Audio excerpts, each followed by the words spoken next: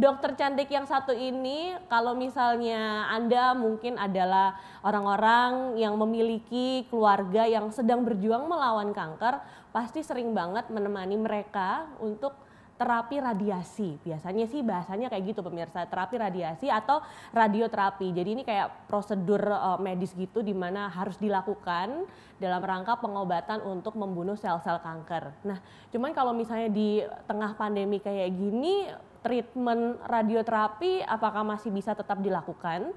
Atau kita juga pengen tahu nih kabar dari dunia medis, apakah memang ada pengembangan prosedur alat-alat tertentu dan juga kecanggihan teknologi yang juga bisa membantu mereka yang sedang berjuang melawan kanker khususnya melalui radioterapi. Langsung aja kalau gitu pemirsa, saya mau kenalin Anda bersama dengan Dr. Yoke Supri Marlina, spesialis onkologi radiasi Adi Husada Cancer Center. Selamat pagi Dr. Yoke. Selamat pagi juga.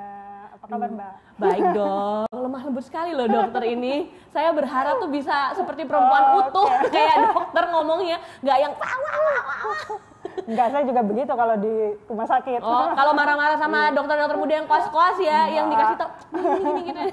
Apa kabar dokter? Alhamdulillah baik. Alhamdulillah baik ya dokter ya.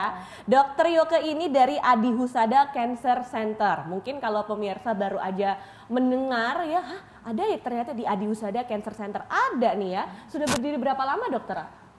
Adi Husada Cancer Center itu sejak 2017, Desember 2017 tepatnya. Jadi Desember 2017, jadi masih bisa terbilang masih baru ya, 2 tahun 3 tahun ya. Makanya kita ingin mengenalkan kepada pemirsa, jadi jangan sampai Anda putus harapan, patah semangat, ada kok nih ya. Cancer Center di Surabaya itu dari Adi Husada Cancer Center yang siap untuk melayani Anda dan mau membantu Anda untuk bersama-sama berjuang melawan penyakit kanker. Nah, Dokter Yoke langsung aja nih ya, saya mau tanya, penasaran. Soalnya apakah terapi radioterapi atau lewat terapi radiasi ini memang khusus untuk pasien kanker atau sebenarnya untuk terapi radiasi ini bisa digunakan untuk yang teman-teman yang lain yang sedang penyakit di luar kanker?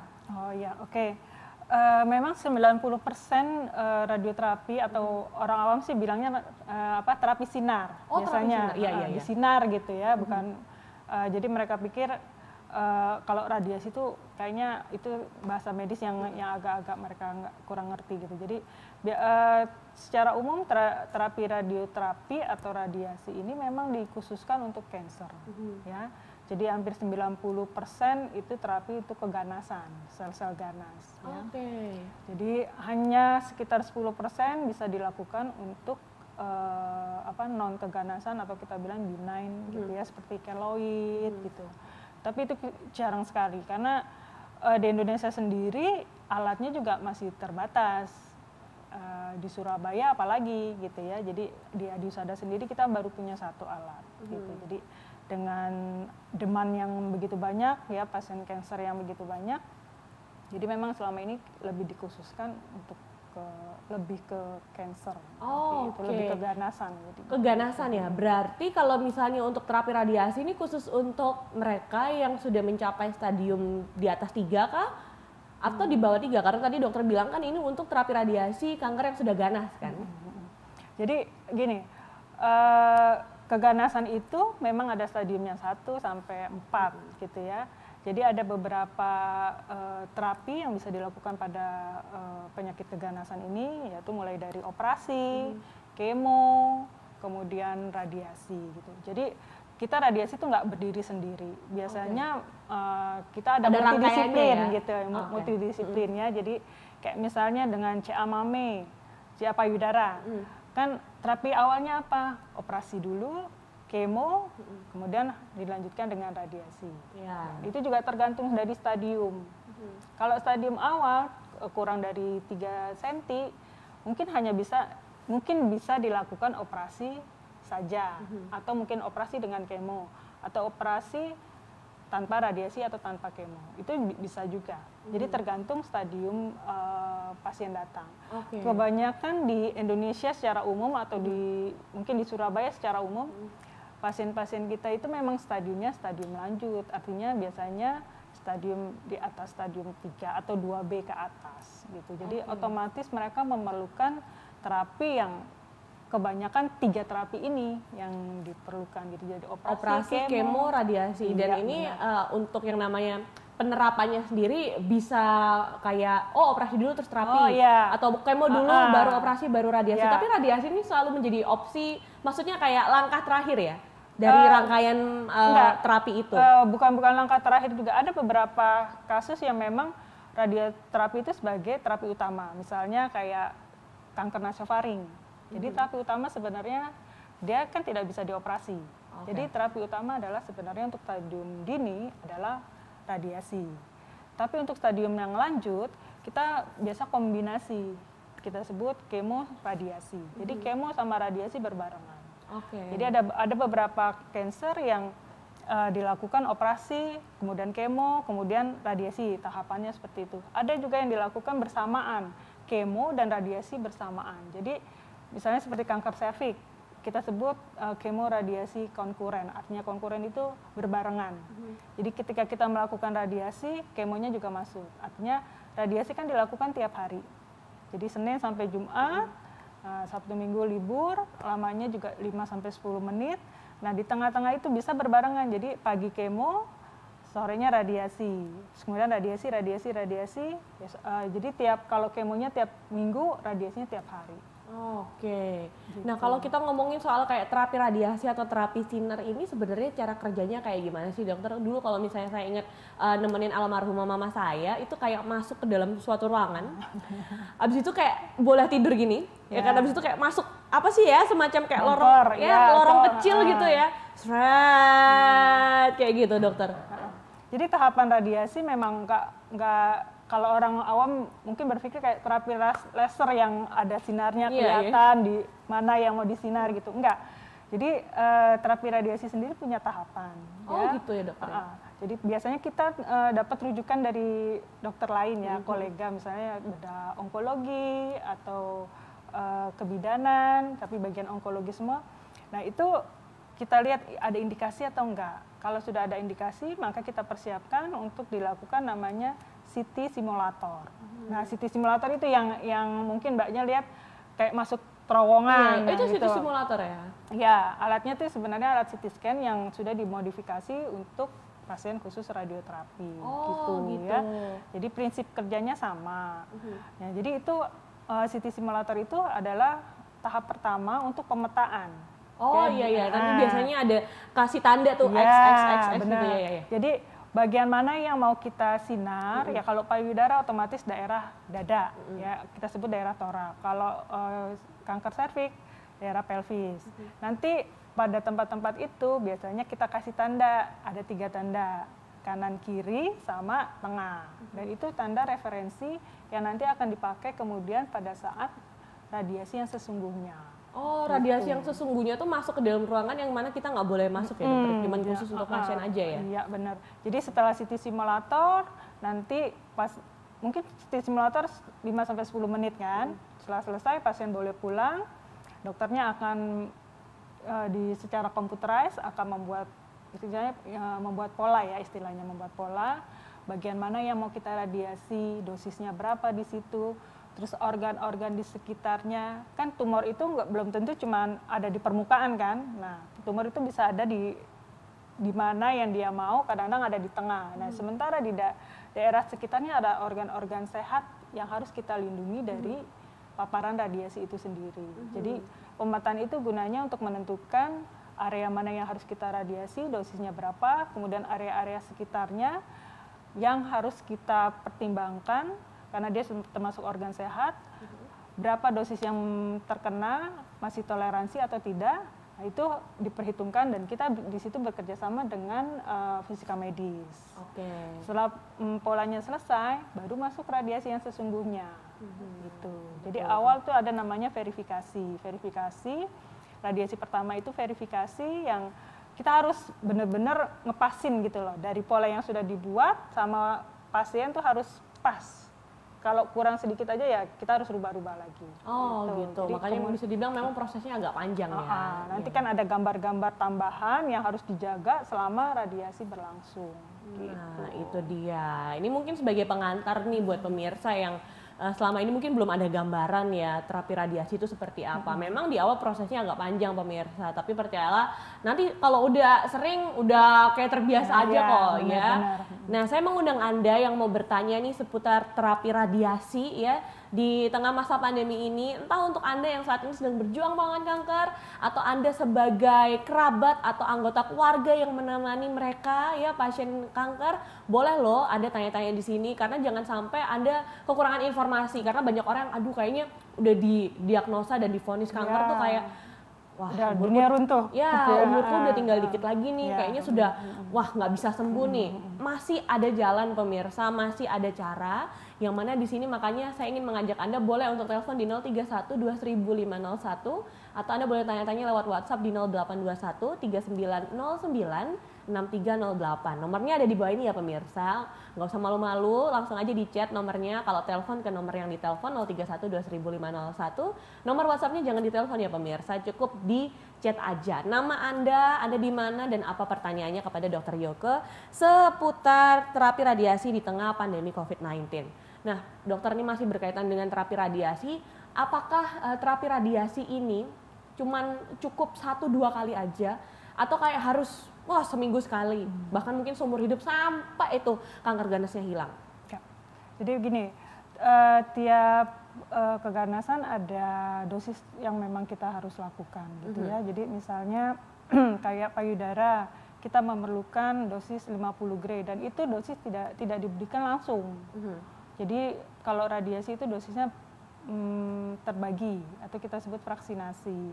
Untuk payudara sendiri itu akan mendapat biasanya kita orang awam nyebutnya seri gitu, satu seri gitu ya.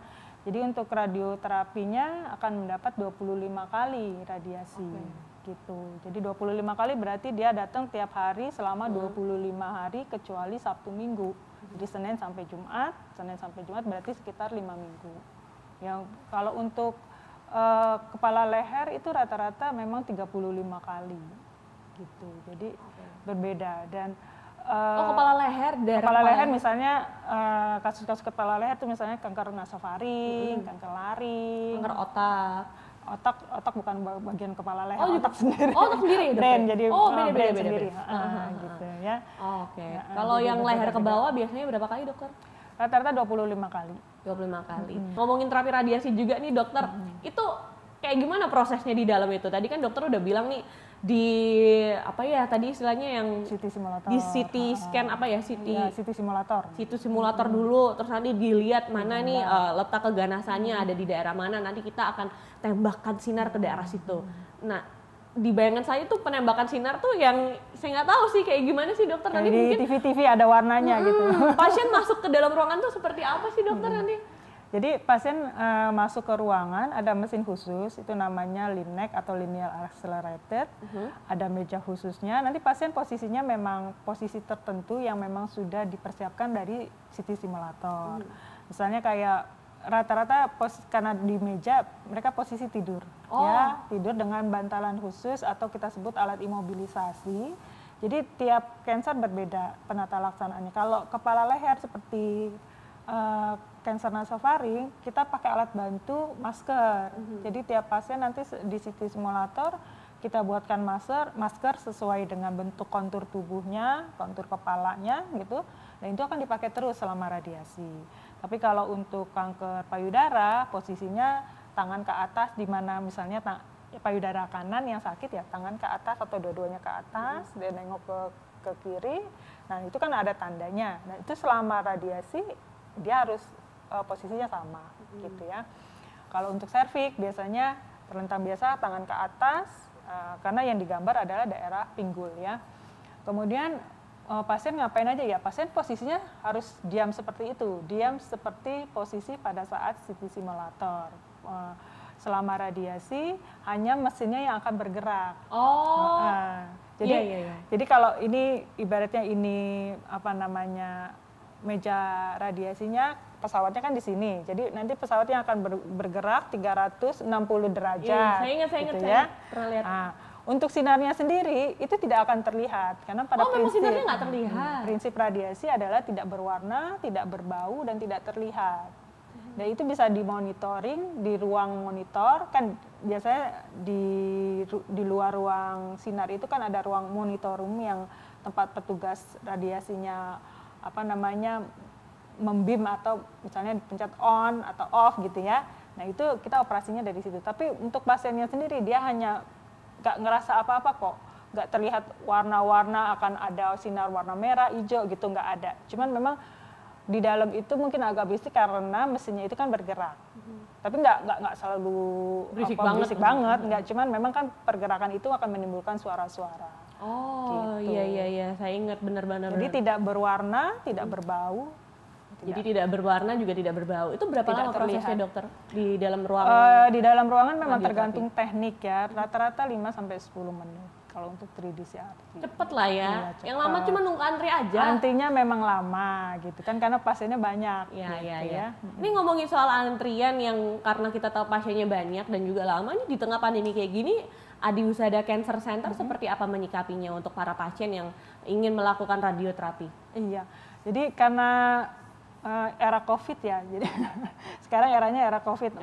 Menuju new normal apalagi ya. Jadi kita para medis lebih hati-hati. Jadi ada beberapa prosedur yang kita rubah ya. Jadi memang pada pasien, khususnya pada pasien kanker ini, karena hampir 60-70% itu pasien kanker kan daya imunnya turun ya, imunosupresi. Jadinya dia bisa karena penyakitnya itu sendiri atau ada pengobatan tambahan seperti kemo ya. Jadi secara normal memang imunosupresi, jadi ada penurunan daya tahan tubuh.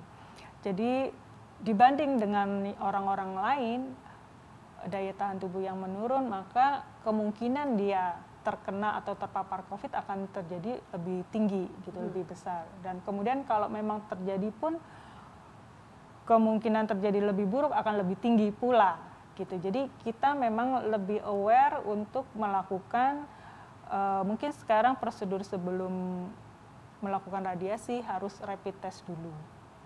Ya, untuk memastikan bahwa memang pasien ini aman. Bukan cuma untuk pasien, tapi kita juga mempertimbangkan tenaga medis yang ada yang menerapi pasien itu, karena kita ketemu dia kan tiap hari. Beda dengan penyakit lain yang mungkin di poli terus nanti bisa ketemu seminggu sekali. Nah, ini kan dia akan datang ke kita tiap hari. Itu pertama. Kemudian itu untuk pasien ya. Kemudian untuk yang mengantar, biasanya kan kalau pasien kanker itu nggak mungkin datang sendiri ya. Rata-rata kan diantar. Biasanya kita memperbolehkan satu pasien, satu pengantar. Jadi sebelum masuk ya seperti dilihat mau ke mall atau ke rumah sakit lain, pokoknya prosedur masuk instalasi kan semua ditem suhunya. Ya, jadi dilihat suhunya di bawah 375, oke, boleh masuk ke ruangan. Kemudian kalau untuk prosedur pasien yang baru awal-awal kita gunakan rapid. Kemudian untuk tiap 10 kali nanti rapid ulang gitu.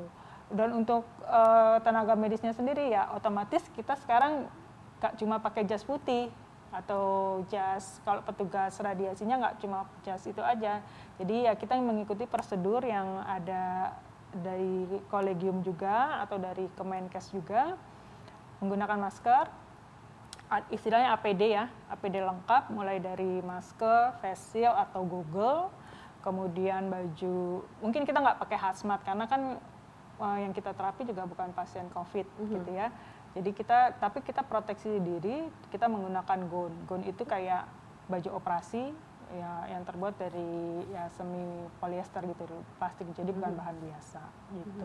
Itu untuk prosedurnya agak lebih panjang, dan memang ya, tempat tunggunya juga yang tadinya bangkunya berderet-deret ya kita buat cukup distancing gitu ya, 1 meter 1 meter, dan pengaturan melalui jadwal pasien. Jadi pasien si A datang jam 8, B jam 8:10 gitu. Jadi kita atur per jamnya. Jadi untuk minimalisir penumpukan pasien ya di ruang tunggu ya terutama itu.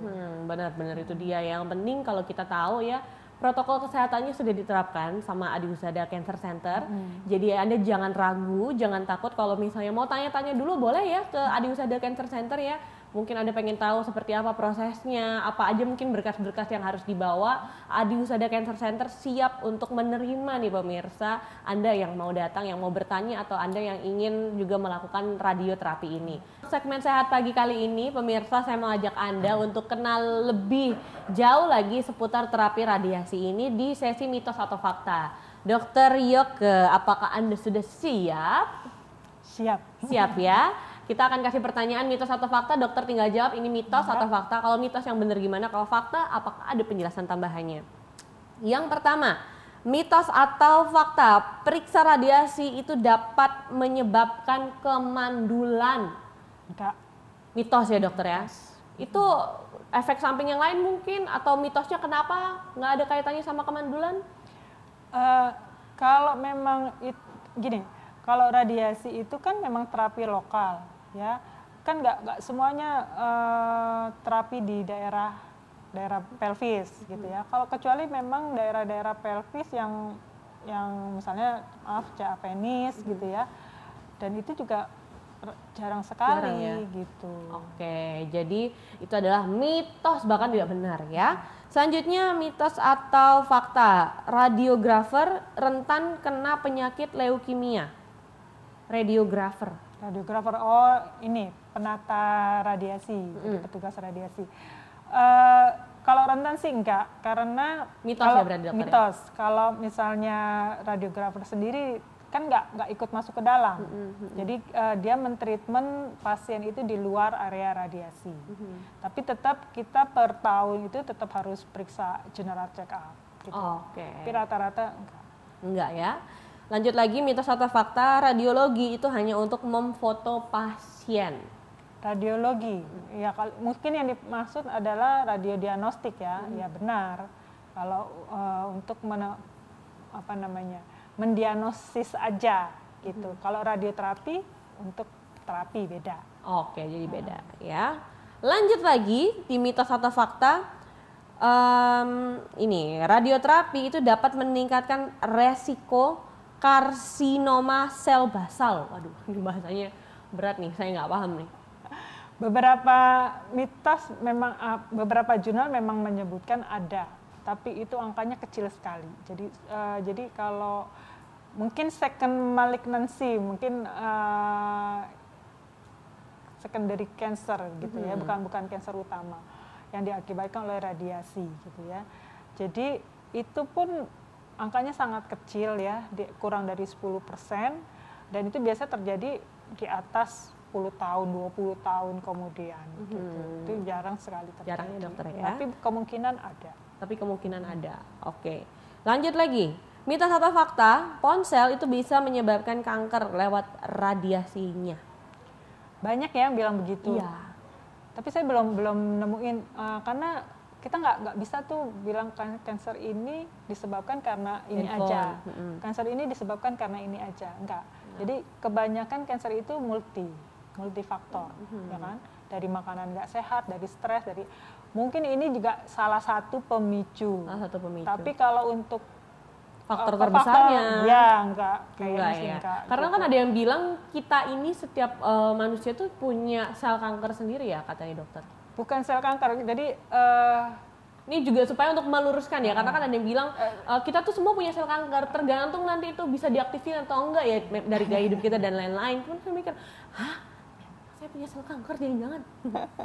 Nggak, jadi kalau tadi juga untuk radiasi bukan dari cuman handphone ya, kita sendiri hidup di dunia ini ada namanya background radiasi. Background radiasi ya dari TV, kita naik pesawat, itu kan juga background radiasinya juga tinggi. Jadi yaitu kalau radiasi sendiri bisa dari macam-macam.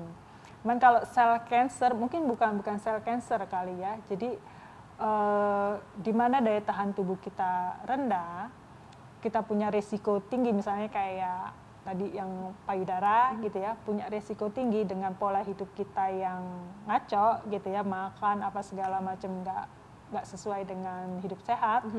Itu memang bisa memicu terjadinya itu gitu. Tapi kalau sel cancer sendiri enggak lah, kita kan harusnya selnya sel sehat semua. Kalau orang sehat kan selnya sel sehat semua. Oh, oke. Gitu. Ini dokter, sebelum kita pamitan ternyata ada satu pertanyaan lagi. Saya ingin menyapa pemirsa yang udah ikutan di WhatsApp nih ya. Apakah psoriasis?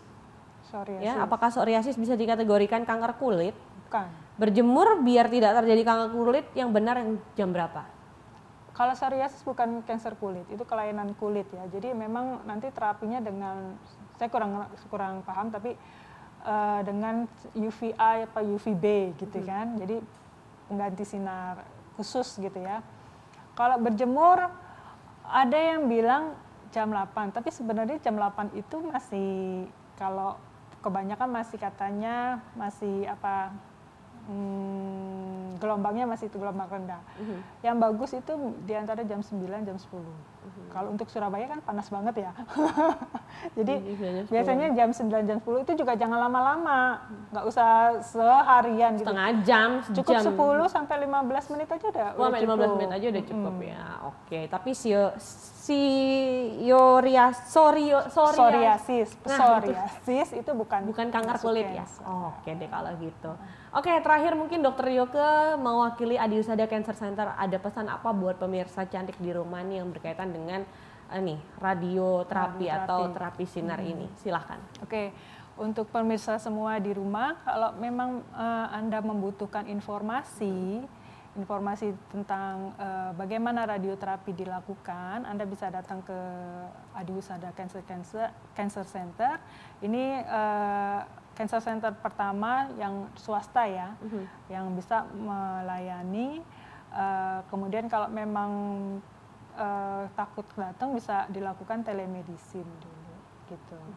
Jadi jangan takut untuk berobat. Cancer itu bukan berarti dunia itu hancur. Dan hilang.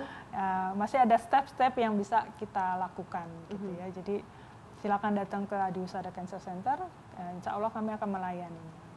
Tetap semangat buat pemirsa cantik di rumah ya, atau Anda yang sedang menemani pasien kanker dalam pengobatannya. Dokter Yoke, terima kasih banyak ya udah mau mampir pagi-pagi di AB Cantik. Salam untuk teman-teman di Adiusada Cancer Center ya dokter ya. Nah buat pemirsa cantik di rumah jangan kemana-mana, nanti kita akan lanjut lagi ngobrol-ngobrolnya, kita akan masuk di segmen Ramal Meramal. Jangan kemana-mana, tetap di program AB Cantik, Inspirasi Perempuan Masa Kini.